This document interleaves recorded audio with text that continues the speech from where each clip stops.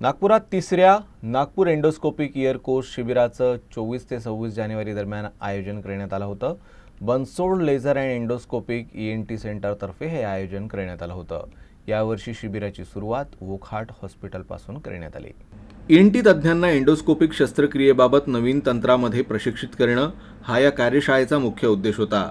या दरम्यान live surgery आणि एंडोस्कोपिक टेम्पोरल बोन डिसेक्शन यासारखे प्रॅक्टिकल सेशन देखील झाले, ज्यामुळे सहभागींना प्रत्यक्ष शस्त्रक्रियेचा अनुभव मिळाला. या सत्रांमुळे तज्ज्ञांना शस्त्रक्रियेच्या आधुनिक पद्धती आणि उपकरणांचे बारकावे समजून घेण्यास मदत झाली. हा कोर्स विशेषतः अशा डॉक्टरांसाठी आहे ज्यांना एंडोस्कोपिक तंत्रामध्ये सखोल प्रशिक्षण घ्यायचं आहे. कार्यक्रमाचं सूत्रसंचालन डॉक्टर विजय बनसोड यांनी केलं. आपण एंडोस्कोपिक इयर सर्जरीचं 3 डेज वर्कशॉपचे आयोजन केलेले आहे आणि आज तिसरा कॅम्पचा पहिला दिवस आपण वोकहार्ट हॉस्पिटलला एक सर्जरी केलेली आहे. यामध्ये आपण काही ENT सर्जन्सना ट्रेन करतोय. त्यांना आपण नागपूरमध्ये कशा पद्धतीने एंडोस्कोपिक इयर सर्जरी करतो याचा आपण आज ट्रेनिंग देतोय त्यांना. एंडोस्कोपिक सर्जरी ही मिनिमल इन्व्हेजिव्ह सर्जरी आहे.